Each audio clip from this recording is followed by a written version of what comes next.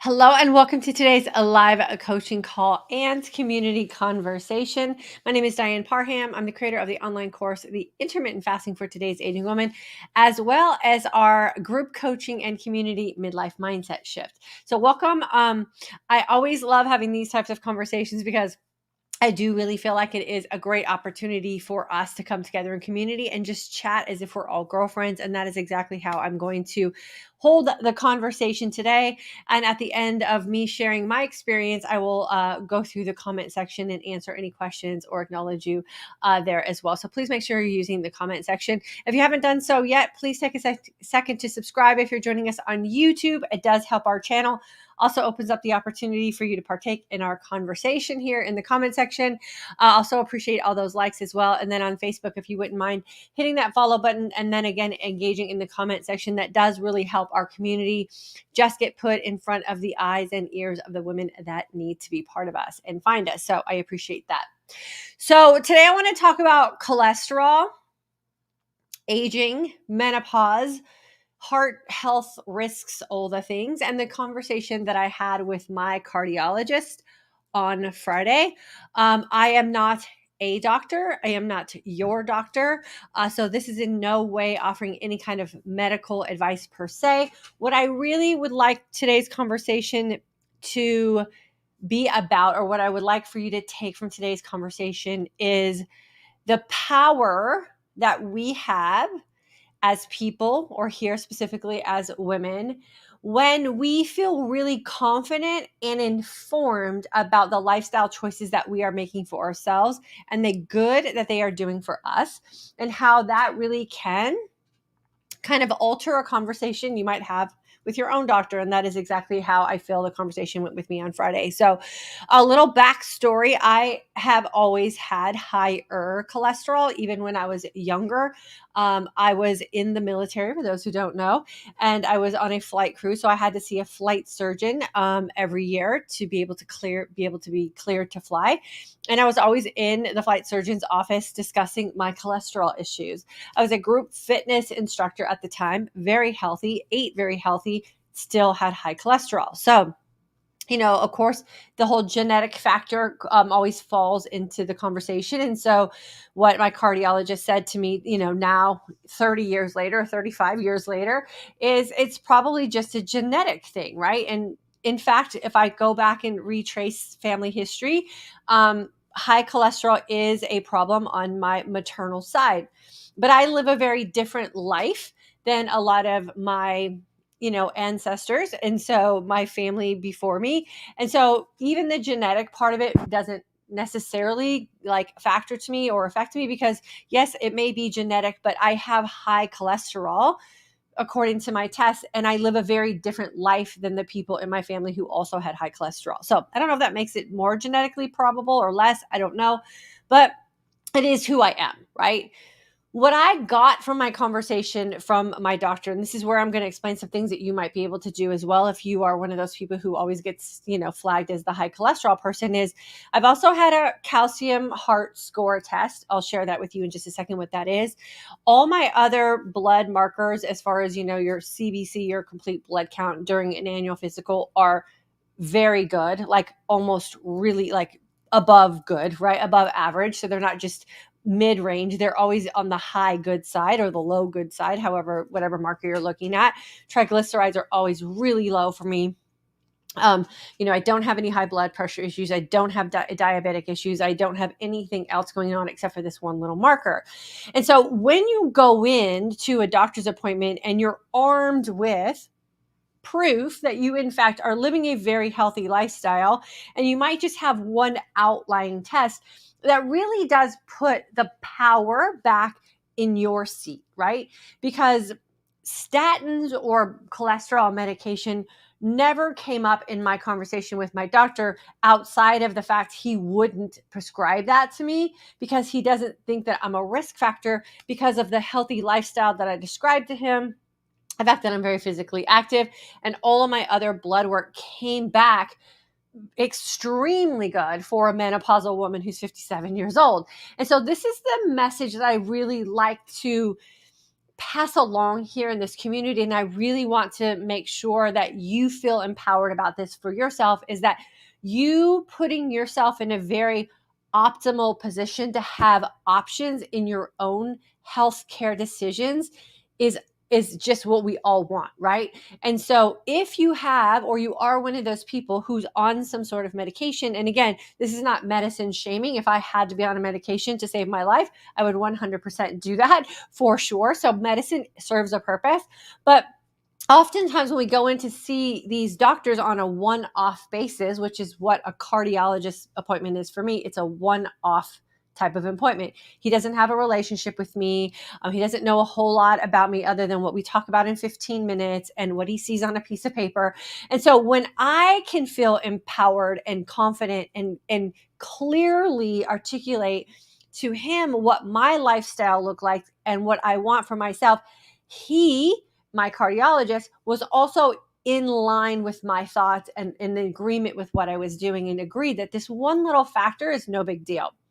The other thing I want to talk about, even more specifically about high cholesterol, and for us as women, and for a lot of us who are intermittent fasting, because again, intermittent fasting gets that bad rap for raising people's cholesterol, right? And so intermittent fasting doesn't raise your cholesterol, but it might do some things within your system internally that could have signs of high cholesterol being higher in your blood. And one of those is that when we utilize fats, which a lot of us are really after in our intermittent fasting lifestyle, as a source of energy, and we're tapping inward to get that fat energy to be available to us, and we utilize it, within that fat is cholesterol. And so a lot of that cholesterol is just roaming around in our bloodstream. And my philosophy has always been roam around. Like, I'd rather have you roaming around than sticking on artery walls or sticking to my heart. And so my calcium heart score is a big fat whopping 0, even though my entire life I have had higher cholesterol. So higher meaning I'm higher than what the norm is, and it's getting higher as I age. Again, not a risk factor for me because the other markers are normal. So this is the message that I want you to take from today is intermittent fasting, or don't let people tell you that intermittent fasting could be the reason why you have higher cholesterol as if it's a bad thing. It actually might be a great thing. You're loosening some things up and you're getting it to flow through your system. The other thing that I want to make sure that you feel empowered about as you leave today's conversation with the experience that I have had is that when you are confident and empowered and informed and really, really confident in what it is that you're doing to take care of you, the woman, then other people listen and will respect that, or should listen and respect that. And if they don't, then that's why I always say shop around maybe for a new doctor, right? Because you know, and you will always know what is best for you because you're living within and with that body every single day. And if you're waking up looking and feeling your best, and you're doing that in a way that you can articulate to someone else as just really common sense ways to make sure that you're living a healthy lifestyle, no one's going to ever argue with that. Then you also just have to pull in all those other risk factors. And if there really aren't any other risk factors, why would you put yourself in a position where you have to take some medication that may not even be needed for you? And that's always my guideline. I will take any medication that I feel is needed for me to be able to stay in control of what my body's not capable of doing on its own. But if I have the opportunity to be the one that's making the decisions for my body to have the most optimal opportunity to take care of itself, that's where I'm always going to default to. So intermittent fasting has proven for so many women here in this community in varying levels of fasting that it is truly the best way to reverse a lot of the signs of aging that tend to just creep up on us because of time, right? Time and decisions that we've made over and over again. And if you're not liking the way that's stacking up for you, then intermittent fasting can really be that tool that can help reverse that. So I have done that very easily here over the past 7 years where I've reversed my diabetic condition. Zero problems with blood sugar, zero problems with any kind of diabetic conditions, including insulin resistance and hypoglycemia. I reversed a lot of the things that were going on with me cognitively, so improved my brain health, lost weight, lost body fat. I'm working out like I did in my 30s. Like all these amazing things have just bounced back for me because of what intermittent fasting was able to do for me when I did it in a very, very healthy way. And from the mindset of I'm going to think for myself and figure out where I feel most comfortable and confident. And that's the lifestyle I'm going to create for myself. And that is always what I'm going to coach here in this community. I'm not going to preach to anybody about they have to do this way or they're not doing it correctly. If you feel what you're doing for you is correctly and it's working for you, then girlfriend, you have found your way as well. And that really is the message that we have here. So hopefully this will give you some confidence and some feeling of empowerment when you go to your annual physical. Look at all the markers. If you have really outlined a life for you that is healthy, that is something that's providing you all the things that you say that you want for yourself, then one little outlying marker might not be the thing that you need to really focus on because it might just be part of who you are. And I am just one of those women who happens to have higher cholesterol, and it doesn't seem to be anything that's going to be slowing me down in the near future. I had a calcium heart score test 3 years ago. If you don't know what that is, just Google it. It is something that you do not even need to have your insurance or doctor like recommend for you. It's a $300 test. I think even some people have said that they've gotten the test at a $50 price. So one of those things that you can do on your own accord and really kind of take the power back into your own hands again. Go get a calcium heart score test where they scan your heart for calcium deposits. And it is one of those indications of cholesterol kind of like finding a place to kind of park itself and do some damage. And if your cholesterol is in fact not doing that, then you might not be someone that's, at risk or having to do something to manipulate the cholesterol in your system because it might just be there and doing its job, what it's supposed to do. We all need cholesterol. There's good parts of cholesterol as well. So make sure that you Google the calcium heart score test, see what your heart score number is, and then you'll be able to kind of factor that into any kind of conversation you have as well. So your girl's going to just keep tootling the way she has been. No need to make any kind of lifestyle changes. And then I'll go get another calcium heart score test. He said in 2 to 3 years. So not even anything that he wanted me to go redo with the cholesterol numbers that I have. So in 3 years, I'll go take another test. Here's another thing that I loved specifically about this appointment that I had is he kept referencing his wife. And he said, I would not put my wife on this type of medication. I would not do this to my wife. And she's just a couple years younger than I am.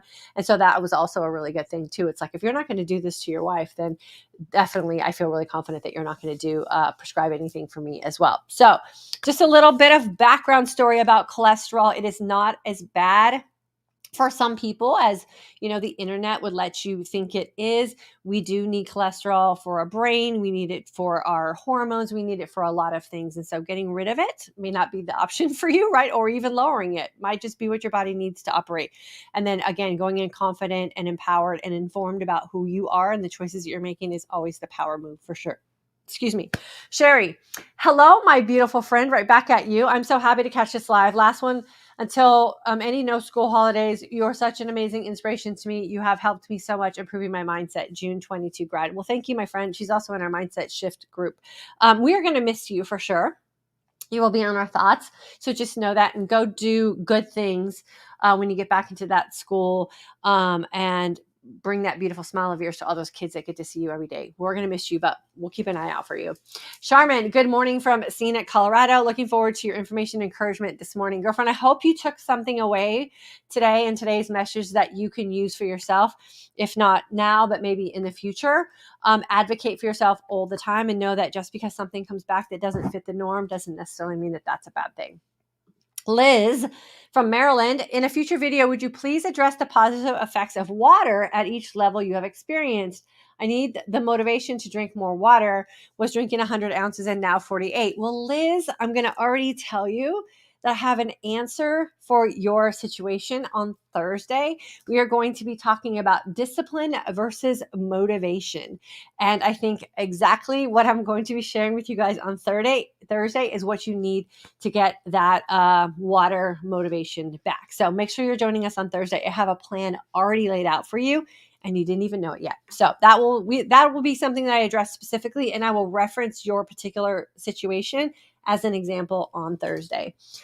Sherry, I believe it is. Good morning, July 22 grad. I got seriously off track with fasting, so need your common sense inspiration. Can't seem to get past 16 hours. That's because you just decided that 16 hours is where you're going to stop. So just decide 20 hours is where you want to stop. Pick a time if you haven't broken your fast yet today. That would be 20 hours from when you stopped feasting yesterday, and then that's when you're going to break your fast. It's really that simple. I know we want to complicate it, but it really is just about you making a decision and then just sticking to the decision. That's why here in this community, Sherry, we make a lot of promises to ourselves. We create a lifestyle that we know serves us. Maybe evaluate your life right now. Like, is there something going on in your life right now that 16-hour mark is just something that you're defaulting to? And can you uncover that thing? And if you can't find anything, then it's all just the lack of you making the decision. So if you want to break your fast at 20, just decide you're going to break your fast at 20, and that's exactly when you break your fast. Everything else is just some irrational like decision-making process or logic that you're trying to come up with to justify it. But then if it's leaving you feeling disappointed or that you're cheating yourself out of some things, then that's not a very good thought process. So you just have to change the thought process around it. And I'm going to be opening up consult calls again, probably after it'll probably be more like the beginning of September. So for anyone who wants to just get a quick fix, like 20-minute session with me, I'll make sure that it's available very obviously on my website, and you guys can start booking some appointments with me. We can just do a little one-on-one check-in and help you get through some of these things. Because I bet you it's just something going on in your brain that you haven't connected yet.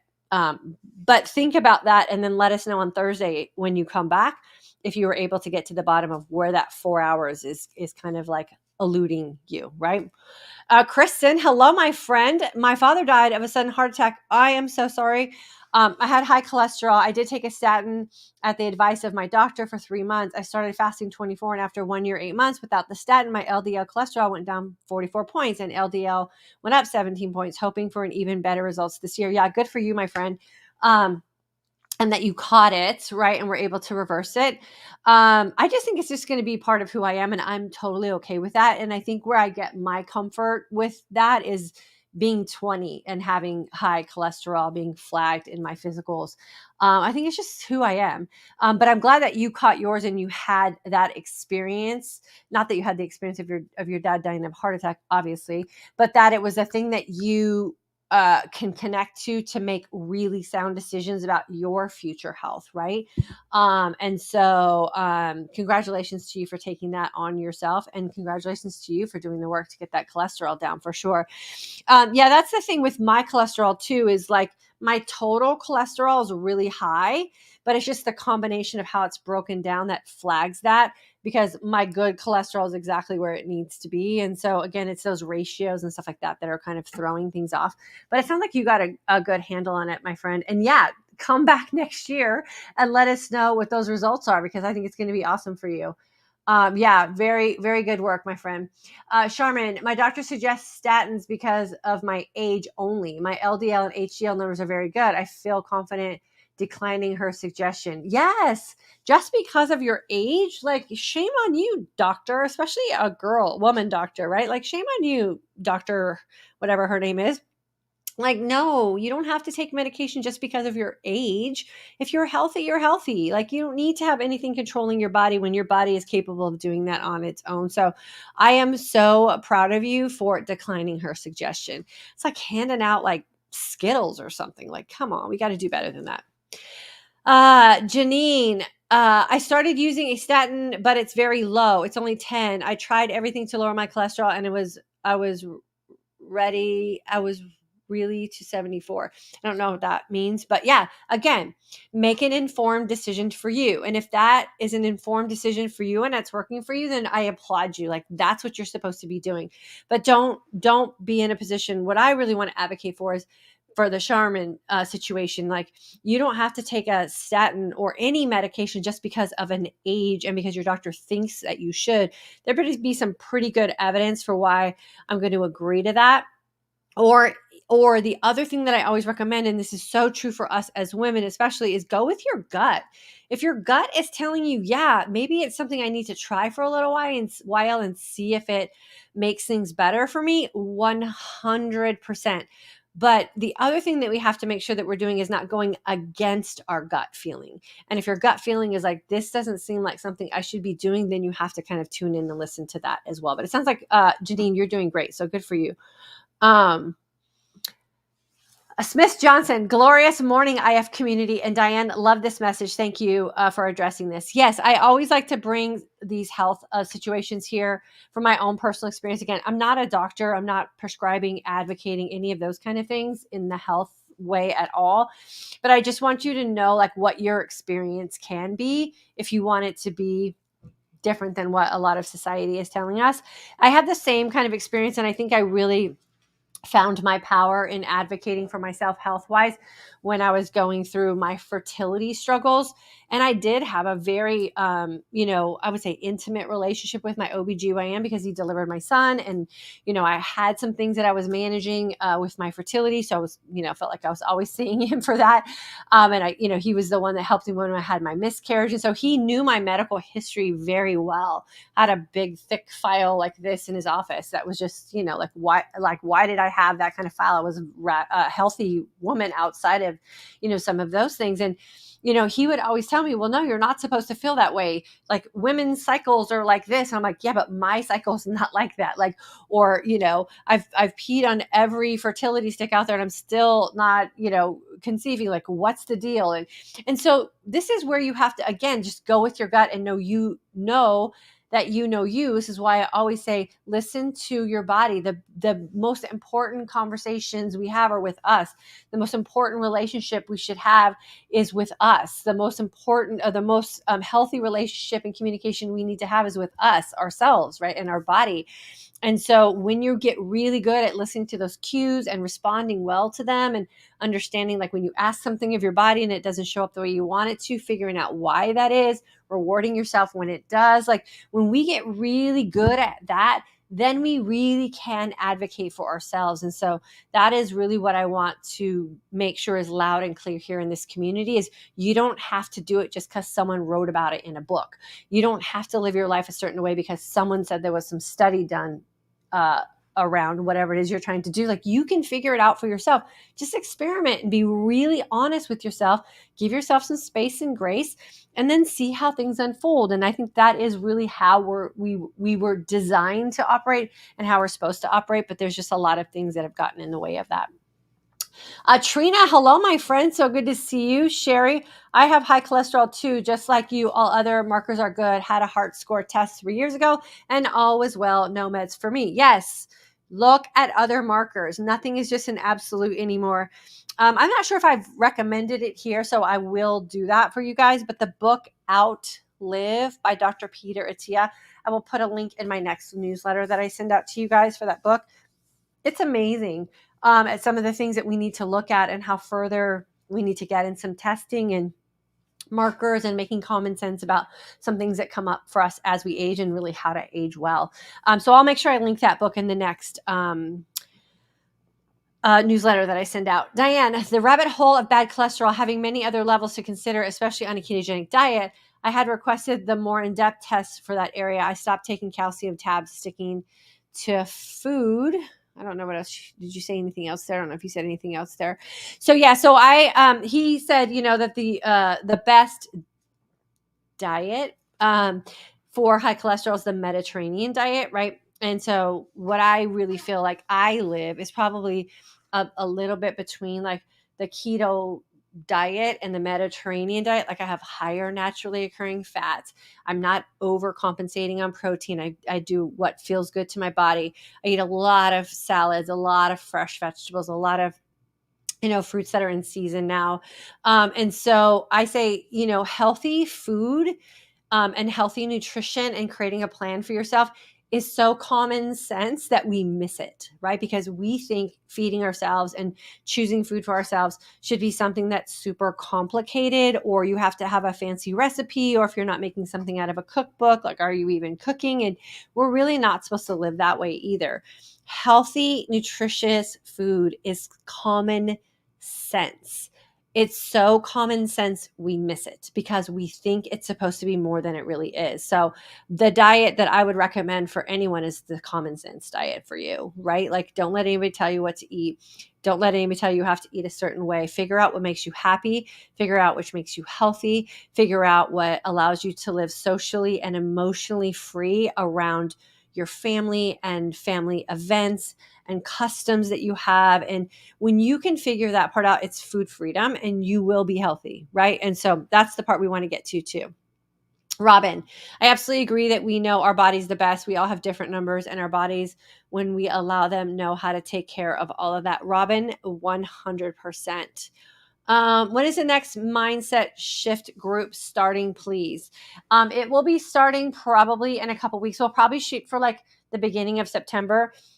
We are doing some behind the scenes website maintenance and community group maintenance and all of that kind of stuff. And it's just taking a little bit longer than I had anticipated. And a little bit of that is my fault because it's my daughter's senior year in high school this year. And it's our last, kind of summer of her being in high school. So we've been really busy with that. I thought it was going to be all up and running this week, but there's a lot of back to school things that I just want to be like 100% present for, mentally, emotionally, physically, all those things. So I've let a little bit of that kind of fall in the back burner. But if you're on my email list, that is the best way to stay in the loop of everything that we have going on and when things are launching, because that's where everyone gets the invite. That's probably the clearest. I'll always announce it here too, but keep an eye open. We're hoping for September for sure. And we would love to have you. Absolutely love to have you. Sean, thank you for continuing to encourage women to educate themselves and know what is right for their bodies. The longer I live this lifestyle, the more things you say ring true. Yes, because you're living your most authentic life, Sean.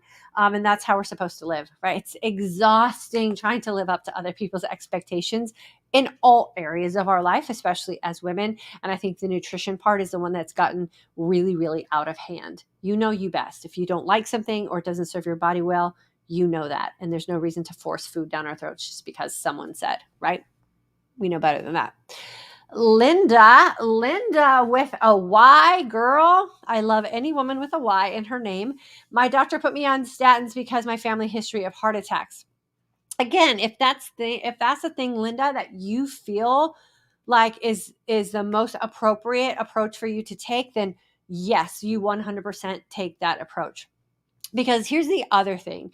We want to be able to lay our heads down on our pillows at night and get a free night's sleep, right? We don't want our mind wandering. We don't want extra worry. There's enough in the world to worry about that when we lay our head down at night, we want to feel really good about how we're showing up for ourselves, how our life is unfolding, like all the decisions that we're making. And if that does that for you because of your family history and you don't have that kind of nagging, wonder in the back of your mind, then you 100% you do that for sure, because that's going to let you be present and live your life to the fullest.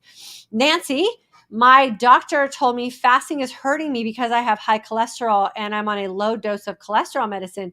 She is overweight, in her 40s, and she told me she's been on them since she was 17.